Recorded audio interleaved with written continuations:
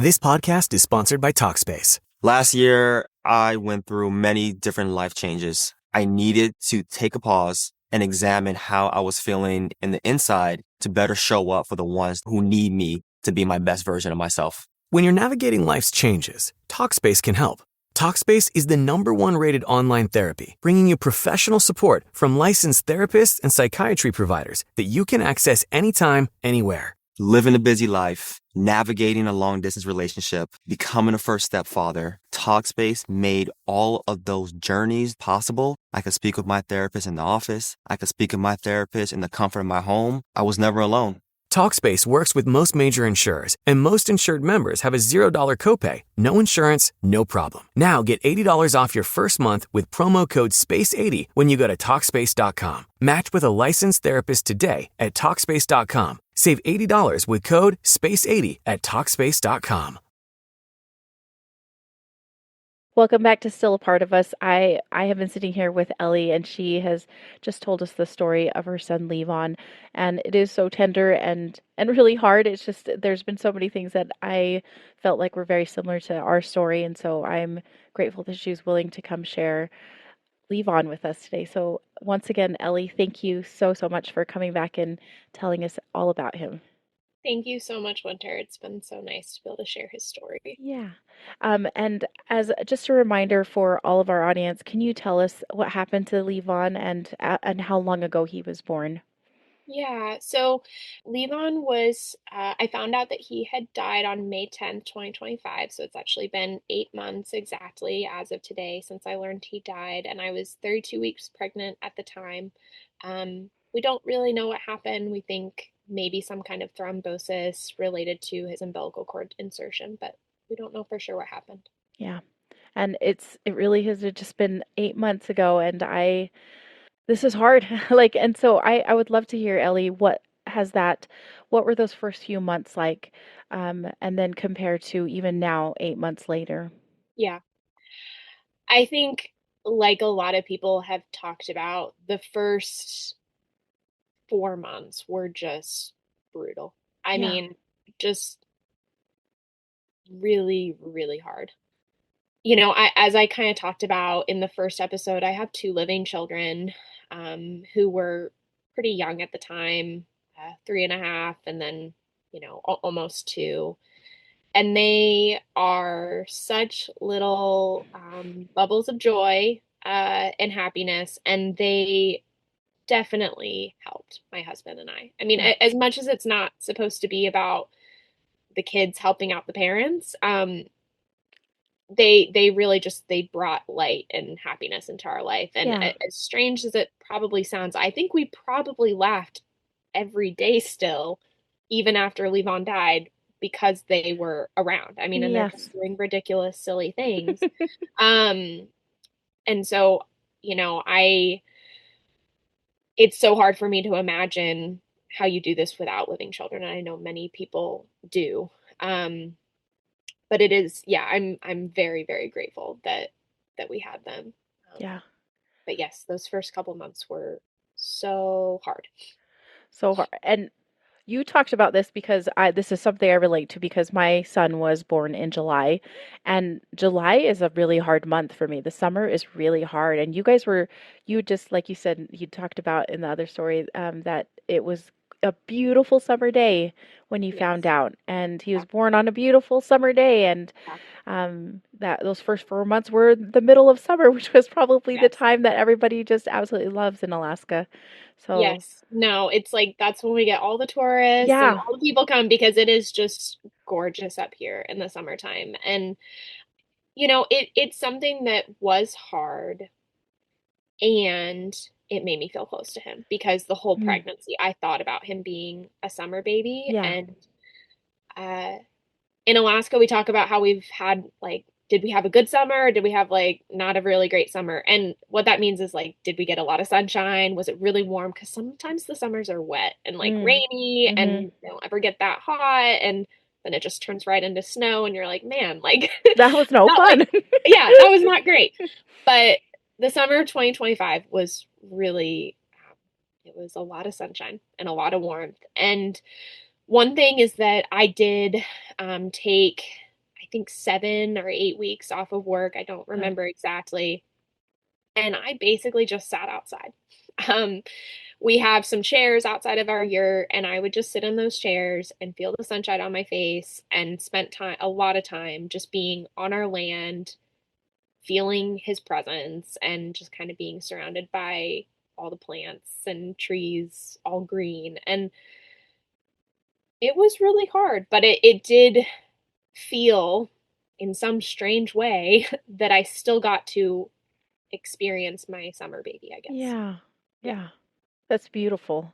I'm like, oh, I how sweet is that? I mean, I just like how sweet is that just to be able to kind of be and feel yeah. that too. Yeah. That's fantastic. So then as you went started going into the winter time, how was that? Into the It, holidays even. We just barely got yeah. out of the holidays and that has Yeah.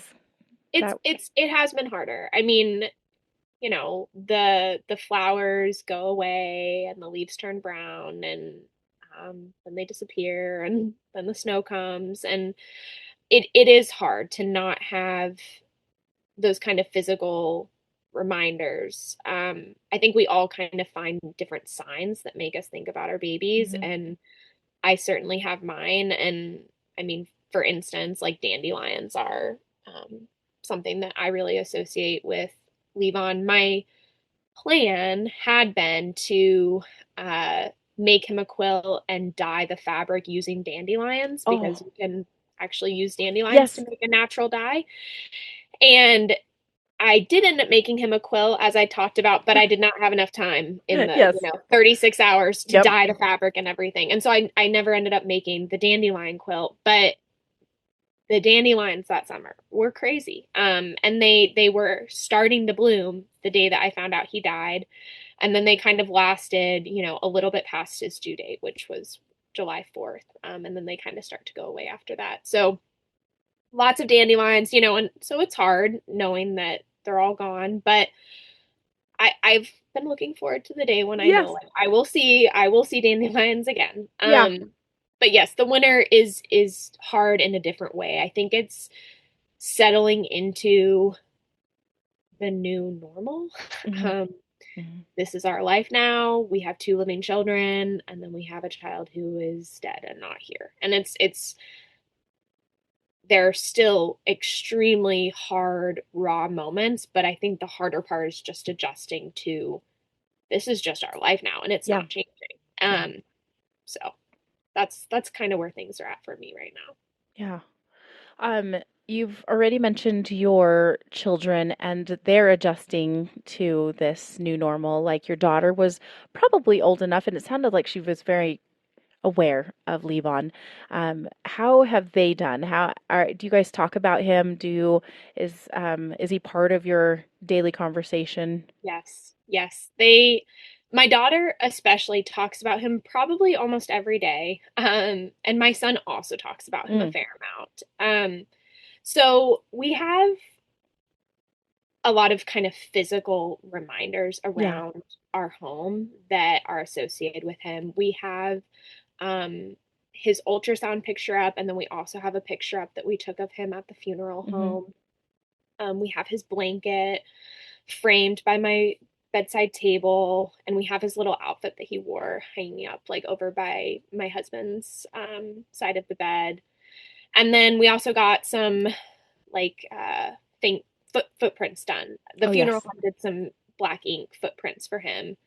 And when we had his service, well, not exactly a service, but like when we had, I still struggle to like what we call it, but it's the day that we buried a small amount of his You ashes did. on our Okay. land, and we Yeah. kind of had a little ceremony, and we sent out a card to our family inviting them to kind of join us for that Hmm. virtually. But it had his footprints on it. And so we have that card up in our home. And so our kids are very in tune with those items. And we have kind of some other things that we've used to incorporate him into their life.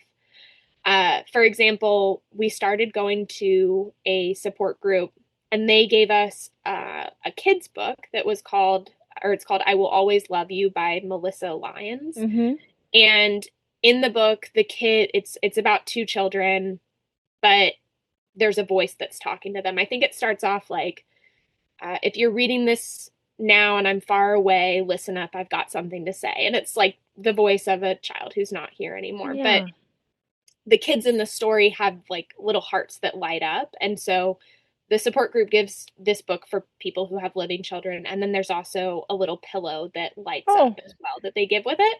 that's And so my cool. kids, we like snuggle with that pillow whenever we do bedtime routine, and it's like Levon's pillow. And um, so there, that's really sweet. And that's something that we started doing, I think, this summer and that we're still doing. And my daughter will like make little drawings and say this one's for Levon and things like that. So they're very much still talking about their little brother, and he's just as much their little brother as I think he would have been if he had been here. Yeah. It's pretty cool seeing them just he's part of the family. It's not Yep. Yeah. Nope, Yeah. no, I guess he's not here, but he's part of the family. Yes. Yes. And how have you and your husband Ian, how have you guys grieved or supported each other through the grief? Yeah, it is so acute and raw, and at the very beginning it can be just like, oh yeah, we're grieving on the same, the same rate, and then later it changes. Your grief Yeah. changes, and so I'm curious how that has looked for you guys. Yeah. I think that one thing that was helpful is that we both took the same amount of time off of work. You did, And so we okay. were both home for, again, I can't remember if it was 7 or 8 weeks, but we both went back July 1st. And we kept our kids in daycare for most of that time. We would like pick them up early, but they still were kind of in their routine. And then we were at home together, just going through the process Yeah, together. okay. And it's not like we sat by each other the whole time, day in and day out. We each kind of did what felt right to us in those moments, but just being able to be around each other and have each other's presence nearby, I think was really helpful. And I think it would have been hard if one of us had jumped back into the swing of work and the other person was still at home, because Yes. things changed once Yeah. we went back to work. Like it just, your mind is now taken up by work for 8 hours out of the day. It's Yes. not the same. And Yeah. so that was really helpful, I think, for keeping us in tune and feeling close to each other during that time. That is And it. Yeah, I've never heard of that actually happening because a lot of times the husband usually goes straight back and yeah, yeah, it's yeah, hard. his work is really great with like benefits and stuff like that. So he was able to work that out with his work, which was really nice. That's awesome. I know that your family, you don't have family where you guys are at right now. Was anybody able to, have you felt support from others outside, family, friends? That's hard. This is so Yeah. hard when you have nobody near you. So I'm just curious how you were Yeah. able to feel supported after such a big deal. I mean, this is a big deal type of a thing. So, Yeah. So, I mean, my mom offered several times to come up. I mean, I think she offered the day that we found out that he died. Like, do you want me to come up? And kind of continued to offer over, the month of June. And it was hard for me, but I told her no. And I think that that was the right decision for okay. us. We have a guest cabin on our property where people stay because we live in a yurt, and so Yeah. there's no room for them to stay in our house. Yeah. Uh, but I think it would have been a very different experience if we had had someone else on the property with us during those first couple of weeks and months. I really felt like I needed to just be by myself or be with Ian and kind of go through this process alone in a way. And so she was definitely, offering her support. I did end up having her come up the week that I went back to work because we Okay. did not have daycare during that time. And so we needed childcare. And I Yep. thought it would be nice to have her there for kind of that transition for Yeah. me. And that ended up, I think, being a perfect time for her to come up. It was about a month and a half after he died. I had kind of done a lot of stuff by myself, and it was nice to have her come up at that point. But I don't think I would have really been ready to see anyone before then. Yeah. But my girlfriend who watched our kids Yeah. when Levon was born was amazing. I mean, she yeah, I she helped put together the meal train Right. plan at our daycare. And so our daycare was really sweet. People made us lots of yummy meals for our kids. My husband's work was also really sweet and put together kind of a care package of just like homemade jams and jellies and smoked salmon and bread and coffee and Wow. there's a gift card to the grocery store, just stuff like A that lot of that just things. made Yeah. things easier. And so I definitely felt supported by our community up here. And I had a lot of family that was checking in on me. My sisters were really checking in on me super often, and my mom. And then my husband's mom actually, she lost a baby at 5 months, Oh, 40 years ago. But this was, would have been my husband's older brother. And yeah. so, kind of more so than anyone else in my life, she understood. Very different experiences, obviously, but she had that piece of understanding what we were going through. And she has been just so special. I've always had a Yeah. really close relationship with her, but this has kind of just added a new element to our relationship of her just kind of understanding on a level that people who haven't gone through it can't. Yeah. Yeah, Yeah, it's almost an unspoken understanding of like, oh, I get it. And you don't have to say much. You just know yeah, that yes, yeah, it's hard and terrible and all of the things. So, yeah. So she was checking in on me in ways that were really helpful. I yeah, I think for the first couple weeks, I got a lot of texts of like, "How are you doing?" yeah, And that was really hard for me. I was like, I'm terrible. Like, yes. I'm What do you? completely shattered. Yeah, Like, I don't even know how to answer this question. And she never did that, which was nice. And I know people are just, they mean well and everything. And I did end up one thing that my mom was helpful with is I told my mom I really don't like that question. yeah. And then she told people like stop asking her that question. Okay, So that was nice because that is I good. didn't yeah, I didn't have the energy to like walk people through why that question was so hard for me Yeah. um, in the beginning. And it changed. And then I kind of wanted people to ask me how I was doing and stuff. But at first, it was just a very difficult question to Yes, answer. it's a very loaded question. You're like, do you? Yeah. I was just pretty honest. I was like, Yeah, I'm shattered. I'm terrible. I yeah, am not doing good. Like, yeah, yeah. that's just how it is. That's the way it is. You mentioned earlier a few kind of things that people did for you. Are there any other things? So you had this meal train, you had your husband's work that showed up with like physical goods that are nice to have. And I just remember your girlfriend who brought flowers. I mean, as simple Yeah. as that is, it's so sweet. And like, yeah, you hadn't even gone through the hard part, right? Like, but she brought you flowers and so are there some other things that people did that you just kind of want to shout out and like these are some things Yeah. that are would be great to give it a Yeah. try. Yeah. So, I mean, my friend also. Yeah. So one thing that was really nice about the flowers is that right around the time Levon died, our weekly farmers market started. And so my friend had gotten these flowers from a local farmer who was at that farmer's market. And so every week that summer, I went to that market Oh, and I bought flowers for oh, myself. yeah. And it was like, it was just a thing that I got to do. And I was like, I am doing this for Levon. I am bringing like beautiful flowers into our home. And she, like, because I mean, she put that in my head, like Yeah. I never would have thought to do that if she hadn't done that. And then she also ended up giving me a golden raspberry plant to plant for him. Oh, Something that Ian and I really wanted to do is we kind of encouraged our family if they wanted to, like plant something for Levon this summer. And so my husband ended up finding a tree that we planted on our property, and that's the same spot where we planted the tree is where we buried a small amount of his ashes as well.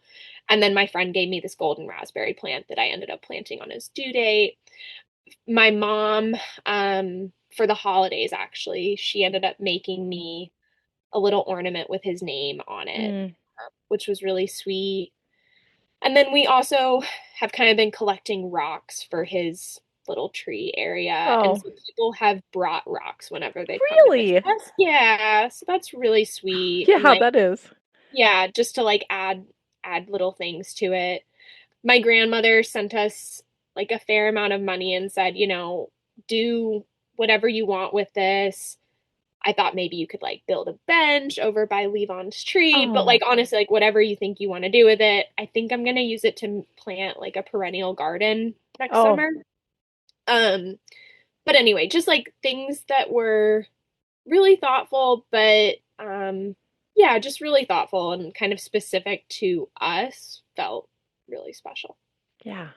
Yeah, That is so cool. Like I think of all these people bringing rocks to like yeah, visiting him. Like that those would be gifts that people would bring anyway, right? Like if yeah. they're visiting, like how fun is that to think of them coming from all over. So, Yeah, yeah. We're very into like finding cool rocks as a yeah. family, so it's You're like kind this of a is special thing yeah, totally. to include Levon in that as well. Yeah. And then you did mention the book that your kids have used. Are there any other resources um, for yourself for the kids that were really super helpful or Yeah, like kind of resonated with you that might be good to suggest to others because people are always looking for things that can right. help them process. Yeah. So those, first 7, 8 weeks after Levon died, I was pretty intent on just being immersed in my grief. Not the way that everyone does it, but that just is how I had to do it. And so I found some books that I started reading. And so some of my favorites was Ghost Belly by Elizabeth Heinemann, When Skies Are Gray by Lindsay Henke, An Exact Replica of a Figment of My Imagination by Oh, Elizabeth McCracken. Those are all memoirs. yeah. But then I also really liked a book by Alan Wolfett, who's done a lot of books on grief, and it was just Healing Your Grieving Heart After Stillbirth. And it was, I think, like 100 sections, but each one's only a page. And it just kind of has something that you can do to Mm. honor your baby, to think about your baby, to remember your baby, to grieve your baby. And it was just nice to like read one of those a day And and have something that I could think about, like something to kind of focus my attention on. yeah. So I really liked those. And then there was another book that I found for our kids called There Was a Baby by Laura Mm. Camerona, which is just about a baby that was inside mama's tummy that died. And that's still a book that we read and that we um, that they pick out for their kids and stuff. So I really I it was helpful for me to read other people's stories and to read books about some books about grief. I also found this podcast, which was really, really important.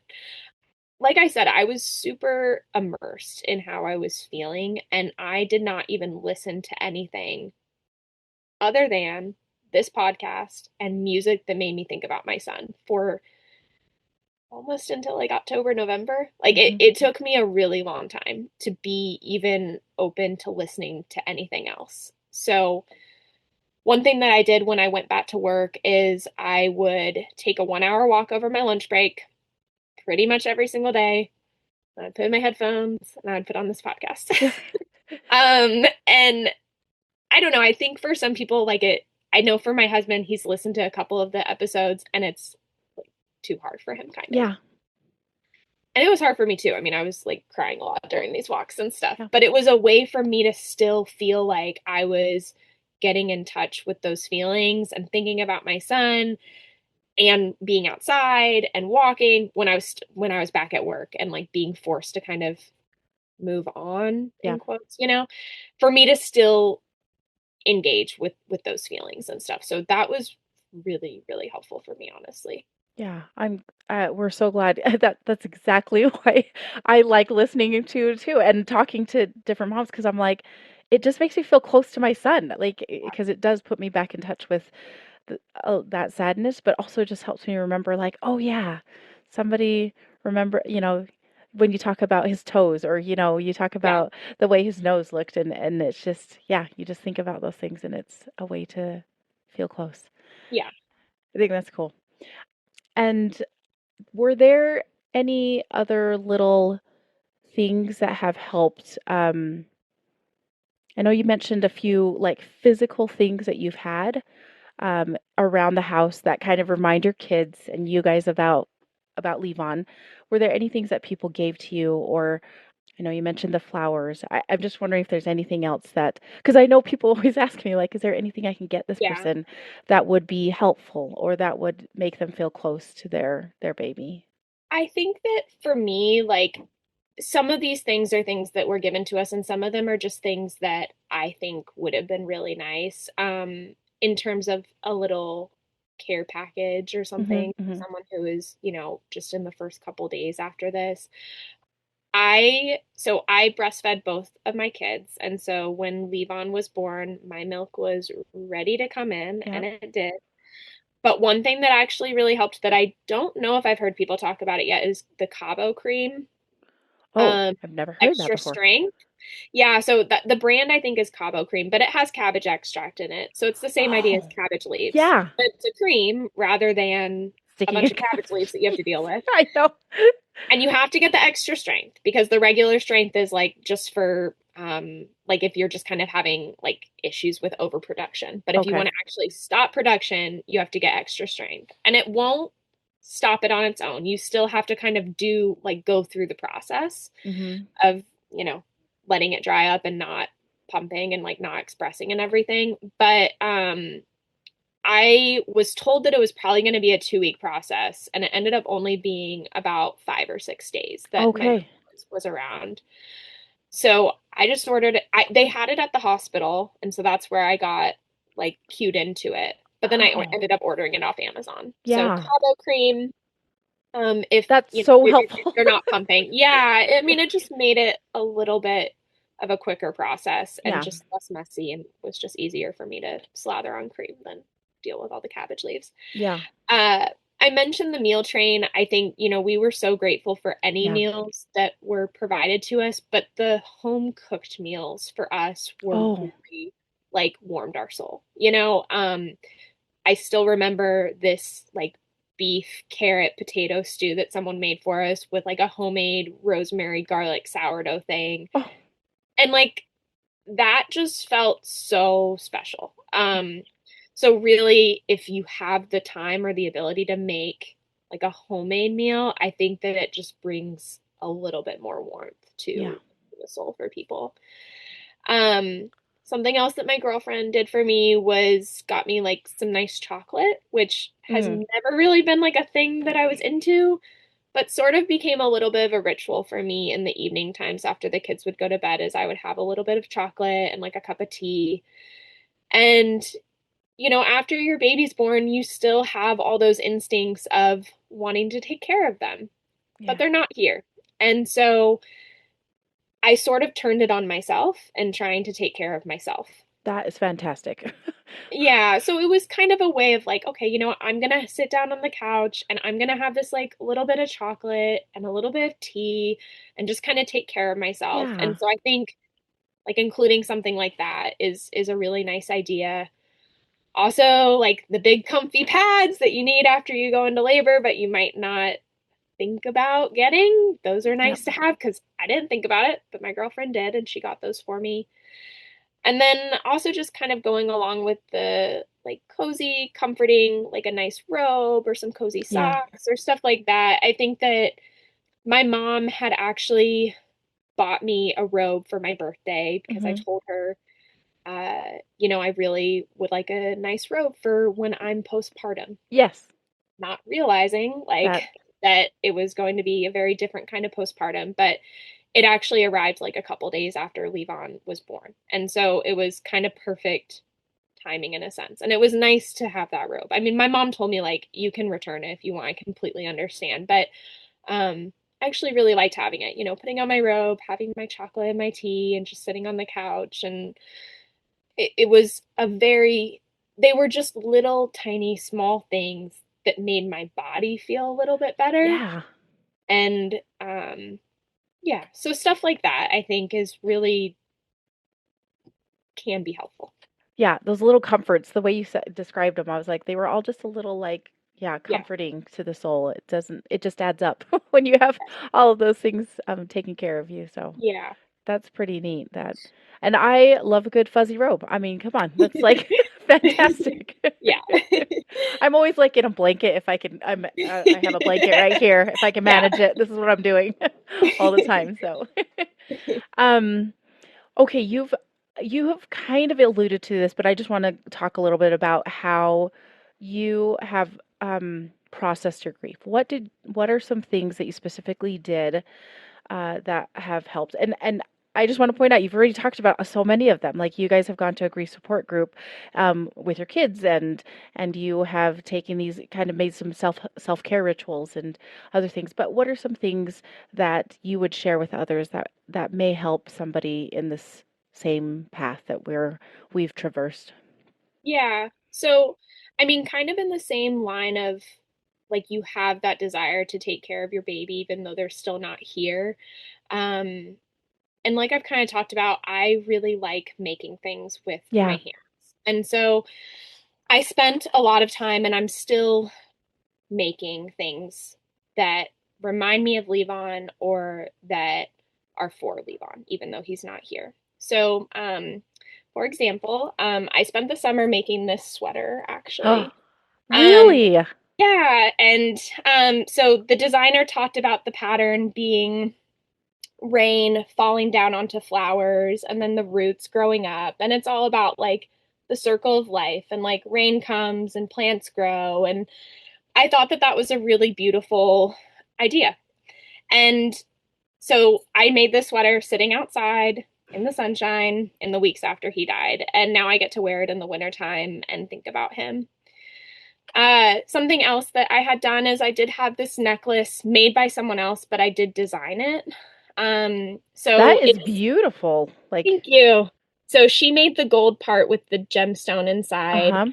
and on the back it has Levon's birthday engraved on the back. And underneath the gemstone is a tiny bit of his ashes. Oh, really? Yeah, so I designed it, but then she made it for me, and then I strung it up on some yellow beads, which kind of remind me of dandelion. Yes. Um, If you're listening to this just on podcast, you can go to YouTube and see the sweater and the necklace because both are so beautiful. Like that is some excellent craftsmanship, is all I can say. Your sweater is so rad. Thank you. And it's nice to be able to have it, in the wintertime as well, like when so many of the signs that I associate with him just aren't here Art, anymore. yeah. Um, Another thing that I ended up doing is I ended up signing up for a pottery class in the fall. Again, it was right around the Oh, time that the weather was kind of getting cold, and I decided that I was going to make his urn for him. And I've taken a couple of pottery classes before, but I am not an expert at all. And I did end up making him an urn as well for his ashes. that is And cool. yeah, and then for we don't celebrate Christmas, but we celebrate winter solstice Hmm. instead, Hmm. which is very big up in Alaska Yeah. just because again the light changes and it is a turning point. And so every year for winter solstice, I make my kids like little knitted animals. Mm-hmm. And so I got like a little card from the hospital at some point in December or something from their bereavement center or whatever. And they had a list of ideas about how to kind of include your child in the holidays or process grief around the holidays, which can obviously be a really hard time for people. And one of the things it said on there is like pick out a gift for your Yeah. child. And I thought, well, I can make Levon a little stuffed animal. Hmm. And so one of the meanings of Levon is lion. And so I decided to knit him a little Oh. lion for winter solstice. And so that was something that, I got to do for him this year. And it is really helpful for me to have things that I'm doing for him, things that help me remember him. Hmm. It's a way to engage with my hands. It's something that I love doing. I like making things. So those have all been really, really nice to be able to do for him. Yeah. And I don't think people realize this, but we do like you just can't turn off the parent in us, right? Like you want to do stuff for your kids. And so when they're not physically here, you feel like, oh, okay, yeah, what am I gonna do with this energy, right? And Yeah. so it's kind of cool that you've made things for him and continue to parent him in that way, right? Like you always kind of want to spoil your kids, and so Yeah. that's just a sweet way of doing that. I think Yeah. that's really nice.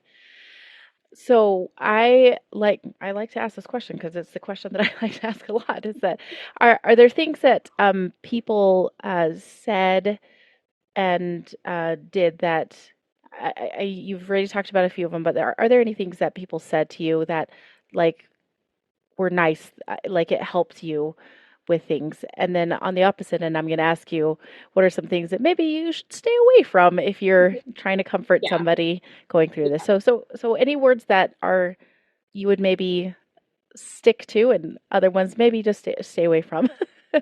Yeah. I think the things about what to say is honestly a harder question for me. I don't know that I can think of anything that anyone said that actually helped. Yeah,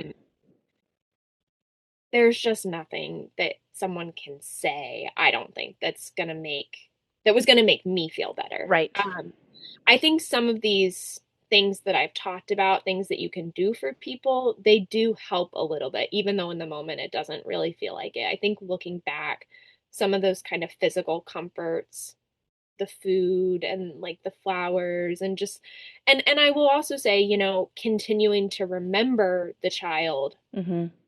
when we're past the couple months is really important. My sister is a painter. One of my sisters is a painter, and she painted a little picture of dandelions for me to have for Oh, Levon. And like that was really, really kind. And I already mentioned my mom making the ornament for him with his name on it for the solstice. Like remembering the child, I think is really important in the months afterwards. But I don't know that there's anything that anyone could say yeah, that would have helped me. yeah,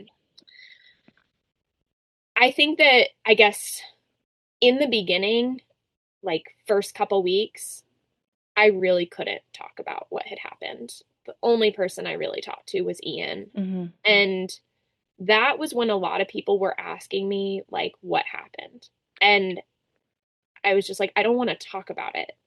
But then something changed and I did want to start talking about it, but people kind of quit asking. yeah, And so that was sort of, I don't know, like I sort of shut it down and it's a little yeah, bit hard to reopen those doors once you've said, like I don't want to talk about what happened right now, but I do think that people can kind of try to reopen those doors if the person seems more open to it as well.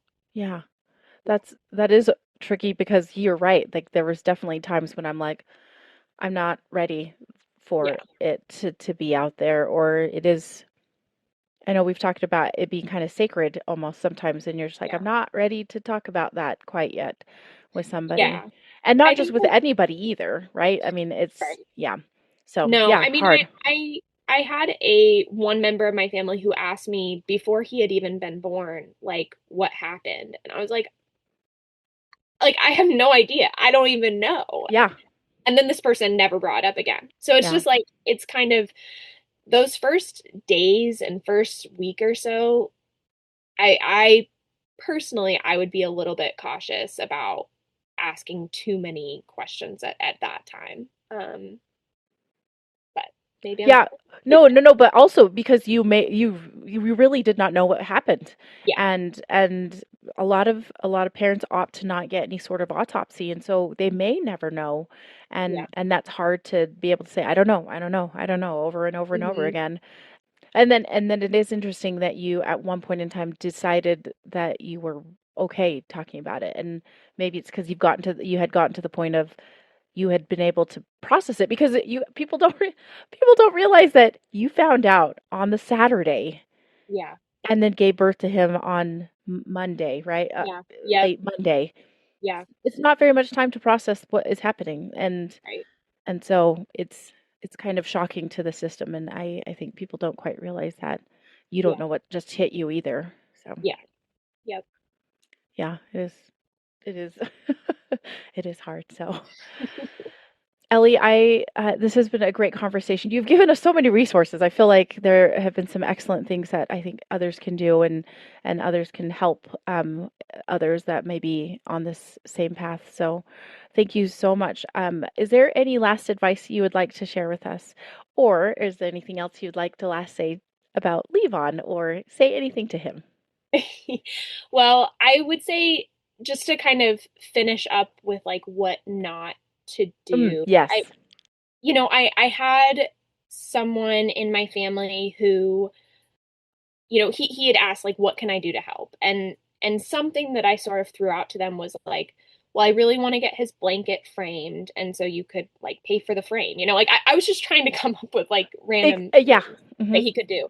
And he was happy to do that, and he did, and I said, I'll send you a picture of it once I get it all set up and stuff. And it took a while because it took a while for it to arrive because it was this custom frame and everything. And but it did. And this blanket I've talked about a lot, but it was just a really big part of Levon's story. I mean, Hmm. it's the thing that I made for him before he was born. It's the thing that held him the whole time that he was here on this earth. And then it's like one of, two things that touched his body that we have. And so it's really special to me. And I took a picture of it and I sent it to this person and no response.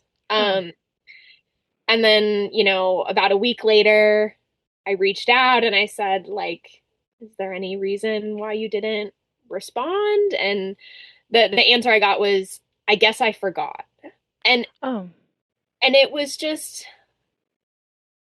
really like pretty hard. I mean, I ended up having a conversation with this person and saying, like, I shared a piece of my son with you and you just forgot about it. Like, and you didn't even really seem that apologetic whenever Hmm. you know, did acknowledge that you forgot about it. And like, you have to find a way to talk to me about him because he's a part of my life and he Yeah. is my son. And if I share something with you, you need to acknowledge it. And I've been lucky in that I haven't gotten a lot of the comments of like, he's in a better place now, or everything happens for a reason. Like, I haven't had people say those sorts of things to me. But what I have had is some people who have just, like, there's just silence. Yeah. Who still have never asked me, like, Oh. how are you doing now? Like they asked me once when it happened and have not checked in on me on this topic since. And it's like they're scared to bring it up or something. And the silence or the just kind of ignoring or pretending like it didn't Yeah. happen is more painful to me than perhaps like the well-intended but not helpful comments that Yes. that some people get. I think at least with that, we know that most of the time people are coming from a good place, but the failure to acknowledge, especially when it's like you're given something, like someone shares something with you and then you still don't acknowledge it, that is really painful. Yeah. So I would say anytime that a parent shares a piece of their child with you, like you need to find something to it Yep. to say. If you want that relationship to continue, like you need to find something to say and check in on people when it's been months later. Like, Yes. Especially. like, yeah, yeah. So it's not like I'm keeping tabs, but I mean, I know who's asked me how I'm doing, Yeah. like you just know. And so that's kind of the last thing that I would say on what not to do. Yeah. And then just for Levon, I love him. I love him very much, and I really wish that he was here with us. I wish that his older sister and older brother got a chance to meet him and be like a living older sibling to him. I Yeah. really, really wish that. I think that, I see them walking around here and I will probably forever imagine like a third little child wandering after them, And I know that he would have looked up to them so much and been absolutely adored by them. And our family will never be complete because he is not going to be here. Yeah. Um, but we do still feel his presence, and I do believe that he's here with us in some way. And I hope that he always stays here with us, and I hope we always feel that he is here with us, because we want him and we love him. That is beautiful. Thank you. That was a beautiful way to end our conversation. Ellie, thank you. Thank you. Thank you so much. I feel like I've learned a lot, and I'm so grateful that you were able to come on today. Thank you so much, Winter. I really can't express honestly how helpful it is to hear other people's stories, and the fact that you and Lee have put this podcast together is such a beautiful gift to parents who it is helpful for. And it was really such a blessing for me to find it and to have this and to be able to share Levon's story and not have the questions start and end with what happened. Like it means it's a lot. It means a lot to be able to talk about him and to be able to make this additional memory of him. Yeah, you're welcome. You're welcome. And thank you again for coming on. Yeah. We couldn't do this without parents that were willing to open up their hearts and share their babies with us. Thank you.